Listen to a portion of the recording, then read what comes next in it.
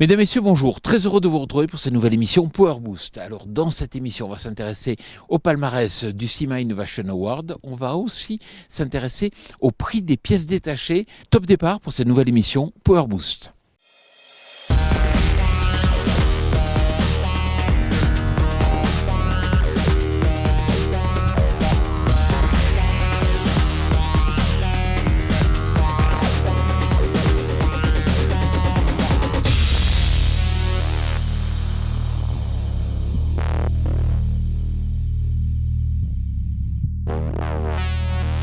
Salut le Power Booster. Au sommaire cette semaine, nous commencerons cette émission avec la remise des CIMA Innovation Award. Dans un second temps, nous vous emmènerons à la rencontre de Didier Bétoulière qui nous présentera sa culture de tabac. Ensuite, Bastien Maury, éleveur à Sommières, nous présentera son entreprise Agricocagne. Enfin, cap dans le Gard où Yves Moulin nous expliquera pourquoi il continue de réaliser ses vendanges à la main. Alors, tenez-vous prêts, mais avant tout, les news. Landini lance son nouveau tracteur polyvalent. Le modèle 5085 est doté d'un moteur FPT 3,4 litres, 4 cylindres avec injection électronique Common Rail. D'une puissance de 75 chevaux, il est homologué Stage 5. On note une cabine à 4 montants avec une visibilité panoramique. Le volant est réglable en hauteur et en profondeur. Le toit est abaissé pour permettre un accès aux espaces réduits. Le chargeur frontal, qui dispose d'un joystick dédié, est conçu pour que son châssis ne réduise pas la garde au sol et ne limite pas le rayon de braquage du tracteur.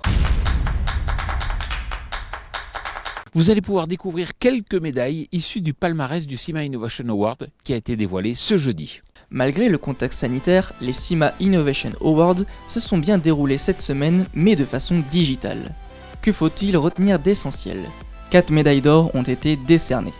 Dans la catégorie Soléculture, c'est un système de pulvérisation basé sur la technologie LIDAR qui a emporté les suffrages. Baptisé Smart Apply Intelligent Spray Control System, il identifie la densité du couvert et du feuillage, puis contrôle chaque buse individuellement. Basculons sur la seconde catégorie, de la récolte au stockage. C'est l'entreprise Downs qui est vainqueur avec Crop Vision, un trieur optique pour pommes de terre non lavées. Sur la partie élevage et énergie renouvelable, Kuhn décroche une médaille d'or avec sa mélangeuse automotrice Aura. La dernière catégorie porte sur l'électronique embarquée et c'est le contrôleur universel VitiDrive qui est lauréat. Développé par Vitibot, ce boîtier intelligent en aluminium va permettre d'optimiser l'autonomie de fonctionnement des robots ainsi que ses déplacements. Mais ce n'est pas tout. Le jury a également attribué 3 prix spéciaux en forme de coup de cœur. En premier lieu, une essimeuse récolteuse, fruit d'un partenariat franco-allemand. La Zion Top Cut Collect permet de réduire les salissements futurs et donc améliore la gestion du désherbage. Krone a également reçu un coup de chapeau du jury pour son chariot de chargement aisé des rouleaux de filet Krone EasyNet sur presse à balles rondes Varipack. Et, pour conclure, ce n'est pas une machine ou un dispositif qui a été mis en avant, mais un pack de formation. Intitulé J'aime les engins de levage en sécurité, développé par la MSA, cette formation vise à répondre aux obligations réglementaires de formation pour la conduite des équipements de travail servant au levage. Quand le tabac a été un peu délaissé, certains se sont pourtant regroupés pour cultiver du tabac, mais plutôt haut de gamme, Image. Bonjour Didier. Bonjour. Alors Didier, quand le tabac déclinait, vous ici, vous avez eu envie d'en faire un produit haut de gamme. Oui, c'est l'idée d'un des techniciens de la coopérative, Jérôme, qui avait la grande envie que l'on ait notre propre marque, notre propre société de commercialisation de tabac. Donc il a voulu, c'était un rêve, c'était une utopie, mais il a réussi à la réaliser. Et donc la coopérative a investi de l'argent et a monté cette société de transformation et de commercialisation de tabac.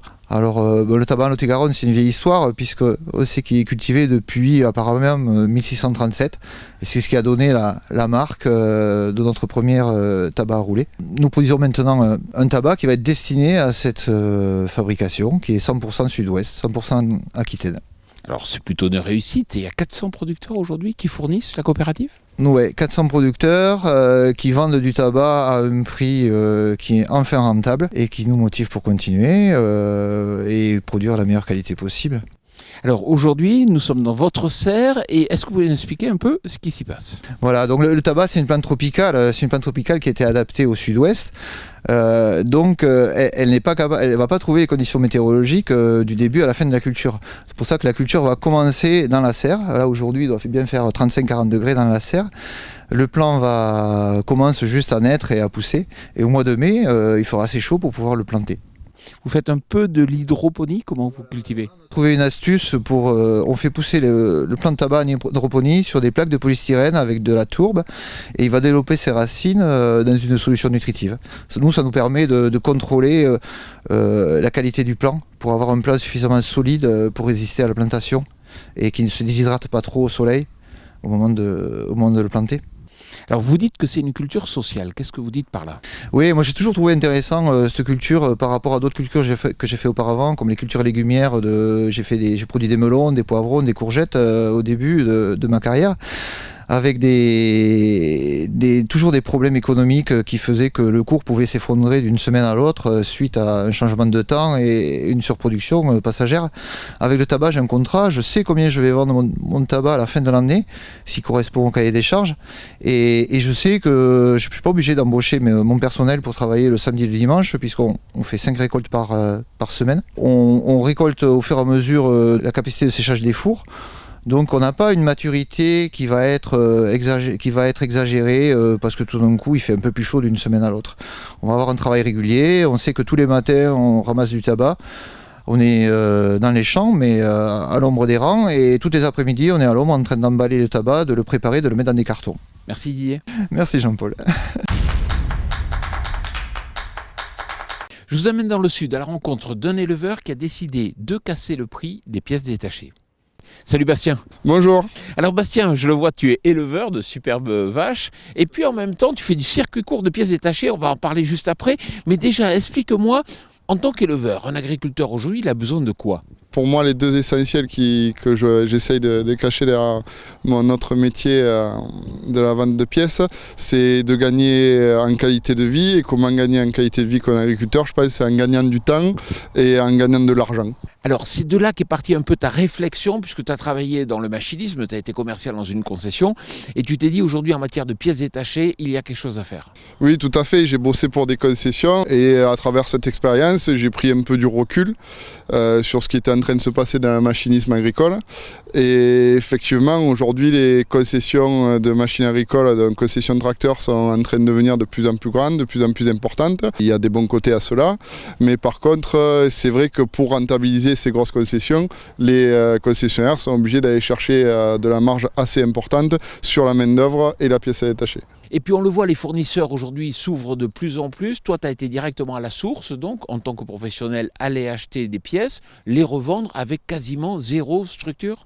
On va dire des usines, même des fois de production de pièces ou de gros fournisseurs, et essayant d'avoir le moins d'intermédiaires possible pour l'amener jusqu'à l'agriculteur. Mais concrètement, ça se déroule comment? Donc aujourd'hui, j'ai deux canaux principaux de vente.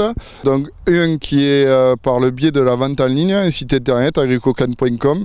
Donc où le client peut aller sur le site et commander ses pièces. Donc il y a un peu plus aujourd'hui de 300-400 références sur le site et on essaye de l'amender un peu tous les mois. Ou bien après, ça concerne plus pour du local. Le local qui s'étend aujourd'hui, on va dire, je vais de Avignon jusqu'à Béziers, où là, je leur fournis des classeurs techniques de pièces à détacher, où le client dans son atelier arrive à trouver ses pièces lui-même. Donc là, soit par mail, soit par message, soit par téléphone, il me contacte. Moi, j'ai toujours une tablette connectée et je passe les commandes instantanément. Donc là, on a la chance en France d'avoir des services de messagerie assez performants. Donc on va dire, dans 95% des cas, le client me commande avant 17h, il a chez lui le lendemain. Oui, mais Bastien, quand tu m'en parles comme ça, j'ai l'impression que tu es un site internet parmi d'autres. Là où je vais réussir à me démarquer, c'est toujours cette notion de proximité. Sur mon site internet, vous avez directement mon téléphone portable. J'essaie d'être rejoignable quasiment de 7h du matin à 19h le soir, d'apporter mes compétences techniques si je le peux. Mais à la fois, je me déplace beaucoup chez les agriculteurs. D'une, pour moi, continuer à trouver leurs besoins et faire progresser mon site et mes offres, mais aussi pour les conseiller ou les livrer ou les dépanner. Vous allez voir ce vigneron, il a été l'un des tout premiers de son département à adopter une machine à vendanger et pourtant aujourd'hui, il se tourne plutôt vers la vendange manuelle. Il nous explique pourquoi. Bonjour Yves. Bonjour. Avec votre frère, vous avez acheté la première machine à vendanger polyvalente ici dans le Gard et aujourd'hui, vous vendangez à la main. Expliquez-moi. Pour plusieurs raisons, c'est-à-dire qu'au début, en 1995, on a été les premiers à avoir une machine à vendanger polyvalente Grégoire avec un équipement Paris et qui nous donnait satisfaction parce qu'on était en face par face. Mais rapidement, on s'est aperçu qu'étant donné que c'était tout des transmissions hydrauliques, on avait beaucoup de pertes de charge et donc on consommait énormément de gasoil. Après, on avait aussi des effets de tassement de sol et on était un peu moins réactif. Et concrètement, aujourd'hui, vous vendangez plus à la main? Alors après, donc il y a eu le côté polyvalence, donc on a commencé par s'équiper d'un pulvérisateur classique et après effectivement petit à petit on s'est mis à vendanger à la main pour plusieurs raisons, mais la première c'est essentiellement pour préserver des vieilles vignes qui étaient en place et que la machine à vendanger maltraitée au niveau des bois et du pied. Et après, dans la foulée, on s'est aperçu qu'au-delà de préserver la vigne, on avait plus de rendement, du fait qu'on stressait moins la vigne en la secouant. Donc la vigne avait le temps de faire des réserves.